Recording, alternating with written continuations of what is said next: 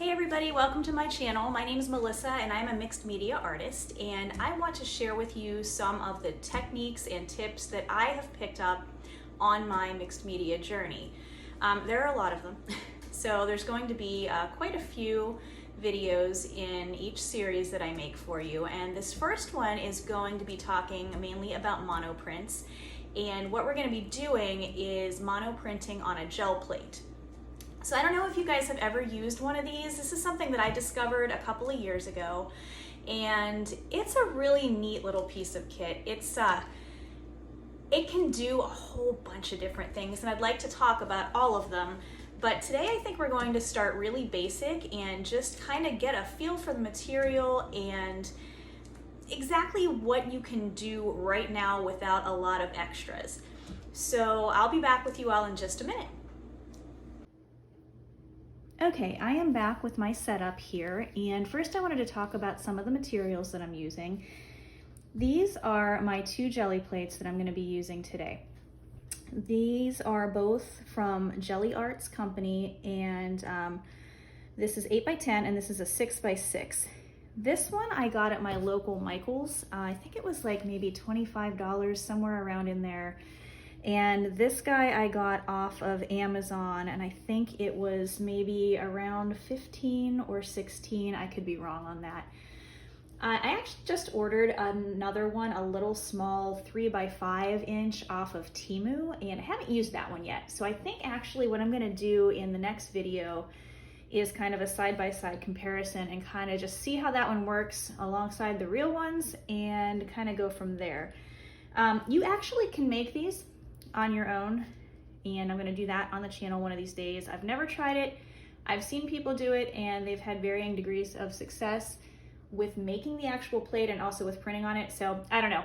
We'll kind of give it a shot and see what happens. I'm going to make no guarantees though.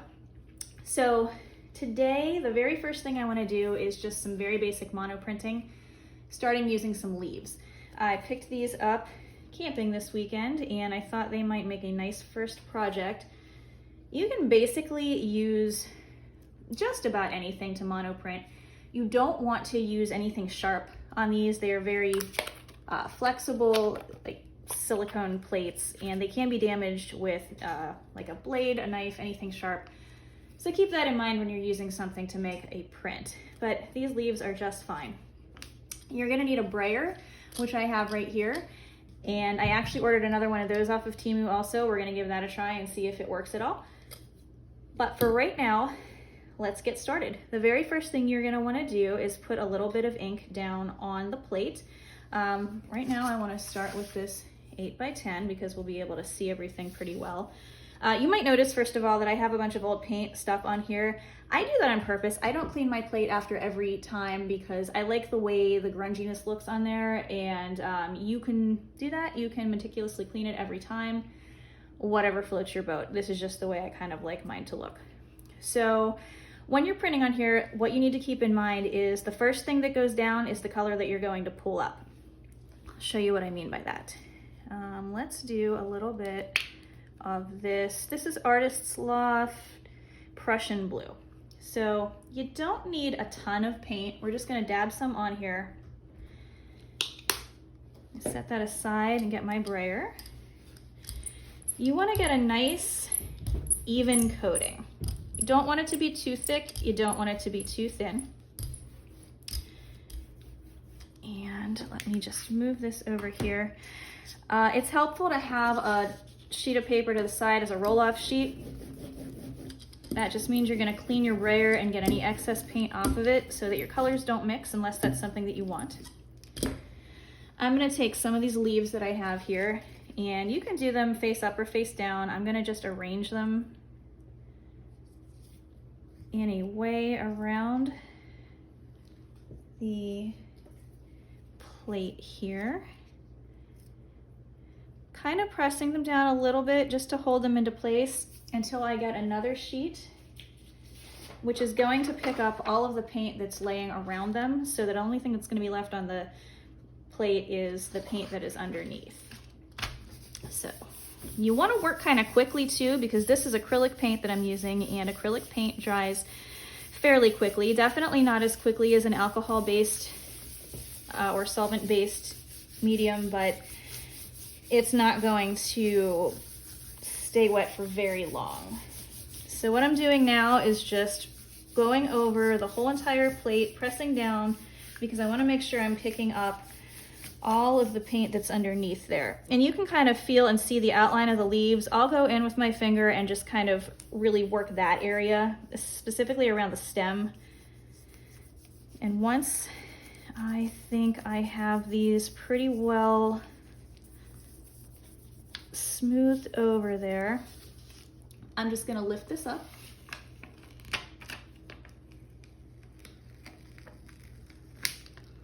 See, some of that paint already started to dry down there, but I don't mind that. And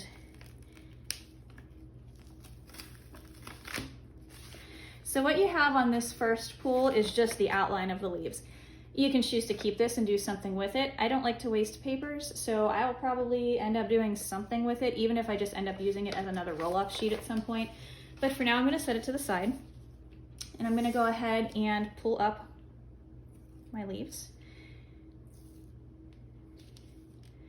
And you can see how it really picked up all of the fine details of the veins in there. That's why this plate is really neat. It catches all of the little fine detail work. So we want to make sure this is completely dry before we put the second layer down. And again, it doesn't take terribly long, but I'll give it a minute here and just make sure that it's completely dry so that my other color doesn't mix with it. Having said that, you can use a hairdryer on the cool setting. Don't use the hot, it can damage the plate, but the cool setting I've used, it works just fine. But honestly, if you just have a little bit of patience and give it a minute or two, it's gonna be dry enough. And I keep going in and testing it. Looks like it is pretty good. And if it messes up a little bit, I'm not gonna be too particular about it. So the color that I'm gonna pull that print with, excuse me, is, what is this? Cadmium Yellow, medium hue from Studio 7. This is just something I picked up at Michael's at one point. It is not a very expensive brand of paint. You don't need to use very expensive brands of paint for this. Pretty much anything will work. I actually have some craft paints here that I'm gonna show you in a minute too. I got way too much paint on there. So I'm gonna roll this off, and then you can see when I go back in, you can see how it's picking up. And what you're looking for here is to kind of start to be able to see the underneath design. That's about the thickness that we're going for. For right now, I'm going to roll this over the whole entire plate. So we're going to get an 8x10 print of the yellow. Sometimes for abstract pieces, I like to just keep it really loose, and I'll just kind of go over it and leave the marks not coming out the whole way to the edge. So I am just about to where I want it. Let me do one more pass here. Okay. Now the paper that I'm using right now is just regular printer paper. I also have over here some tissue paper, some rice paper, and deli paper. Those are all the ones that I typically use. And we can talk about what you can do with some of these in another video too, because you're gonna end up, if you start doing this, it is really addictive, and you will just wanna sit and make prints and make prints and make prints. And then you've got stacks and stacks of papers, but there are lots of things you can do with them. So once again, I am just putting down a sheet of paper here, going over the whole thing really well to make sure that I pick up the whole entire image. And what happens is the wet paint on top of the dry paint, it reactivates it, and that will cause the print underneath the leaves to lift when I pull this paper up. People do leave this on for various amounts of time. I don't really, I kind of just do it by feel. You can take a peek. You don't leave it on too long or it'll rip the paper, but this looks perfect. You can see how it's pulling up everything that was on the plate.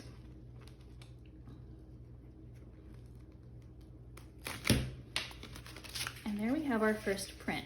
It pulled up some of those grungy old bits that I had on there from before. It pulled up the blue that we used on the leaves and everything else.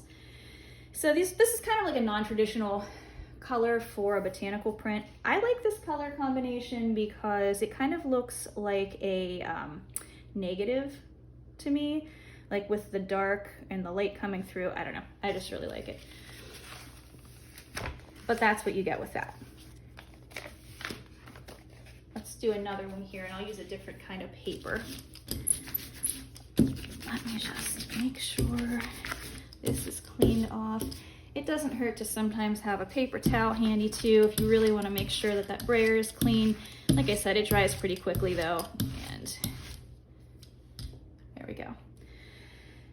What do we want to use next? I have here some,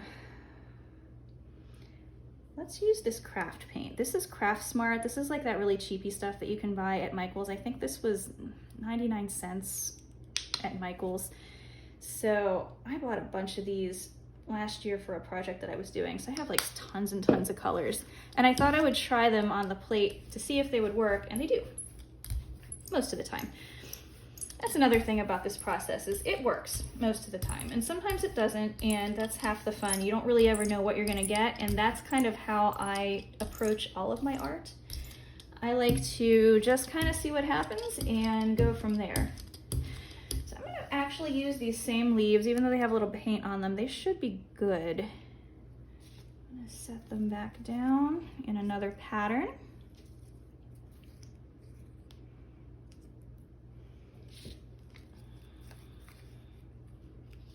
Can take this one off the page to change it up a little bit.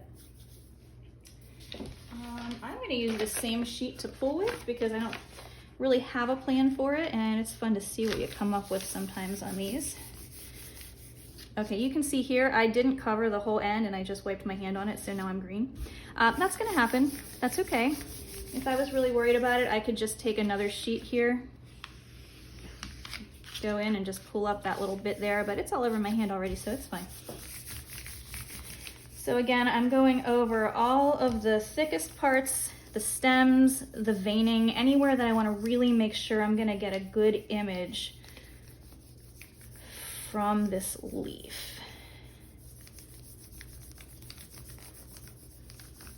So let's see if it's lifting. It is. I'm going to pull it up here, and kind of already have a little abstract leaf thing going on there if you wanted to do something with that. For right now though, I'm just going to remove these leaves. Now, I put a much thinner layer of paint on this one, so the leaves are very light, but if you put a light background on there, that's not going to matter. In fact, I think what I'm going to do is use a little bit of I have Basics Titanium White. I'm going to put some of that on here. That is a thicker paint, so I'm going to use just a little less. I'll probably end up pulling more off anyway because I have a tendency of going way too heavy with this stuff. I always think, well, that's not enough, and then I end up with like a gallon of paint on here and end up having to pull half of it off to get the print to turn out the way I want it to. Which is exactly what's happening right now, but hey, that's okay. And like I said, these are a lot of fun. Sometimes you get exactly what you're going for and sometimes you don't, but there's no harm in that because you can always use them for something. Keep going with it, you'll get an idea, you'll pull an old print out and say, oh wow, this is pretty neat, I could do something fun with this, and then you'll go. All right, I think on this one, I'm going to use a piece of this rice paper here. I got this off of Amazon. It is A4 size, which is like basically just a little bit longer than printer paper. I'm gonna set it down carefully here.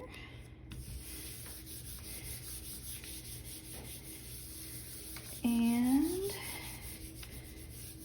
give it some good pressure so that we can get all of these details up off of the print. Let's check it. Yeah, that's pretty good.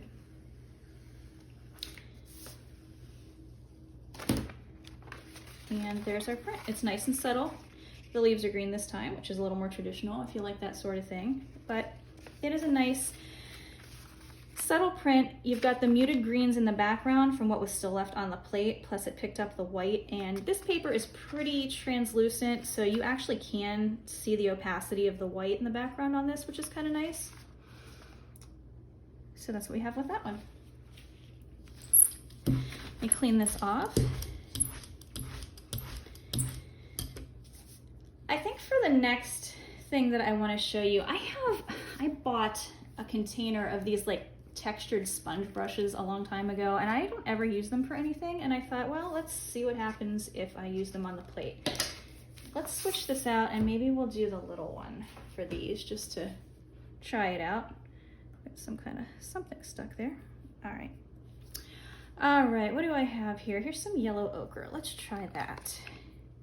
This is Artist's Loft, professional level. I've got such a variety. I buy whatever is on sale because why wouldn't I? I'm not doing photorealistic images with this. It kind of doesn't matter what you're using. Test it out. Use what you have. You don't need to go and buy a whole bunch of stuff. That's kind of why I wanted to start out with the leaf today, because even if you don't have maple trees, which I don't actually, you've got some kind of plant somewhere near you. If you've got a house plant that you're willing to take a leaf off of, or some grass, some weeds outside, take a walk around your neighborhood, see what you can find. Okay, so let's take this wavy one and just kind of, okay, you have to make that sound too or it won't work. Just kidding. Okay, so I see something happening on there.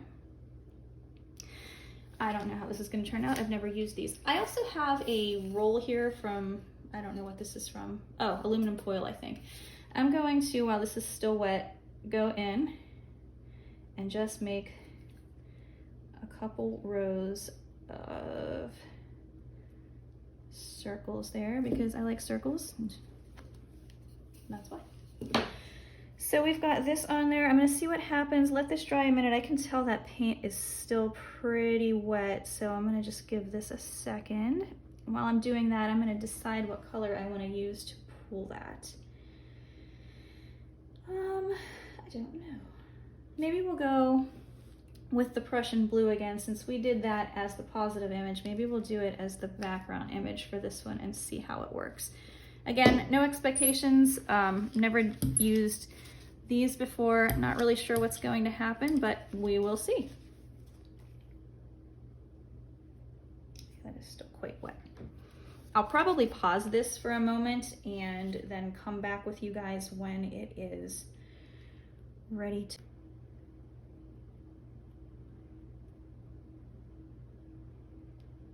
to.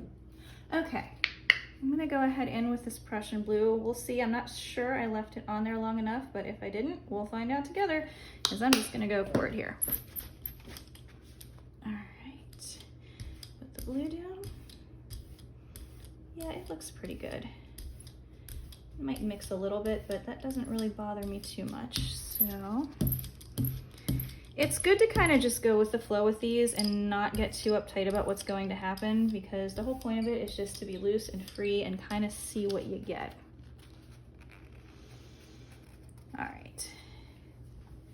So for this piece, I'm going to use just a piece of tissue paper. This is just regular gift tissue.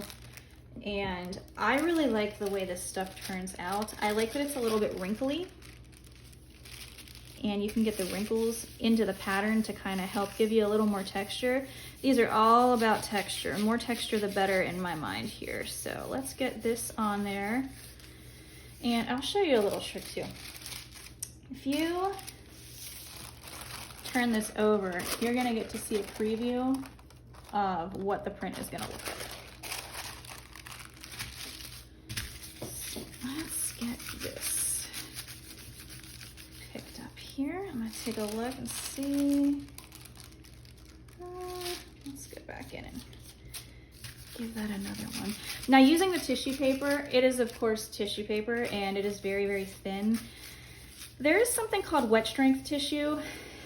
I think it must be like a European thing, because I've seen so many artists use it on YouTube, and I cannot find it around here. If you guys find it, let me know where. You can order it, but it is super expensive because it's coming from not around here. So I like this tissue because I had some in the basement. It is, though, super fragile, so just be careful. It's really easy to rip it when it's wet, which it is when you're pulling these prints up. All right, let's take a look and see what we've got here. Okay, I really like the way that turned out. I hope you guys can see that. Oops.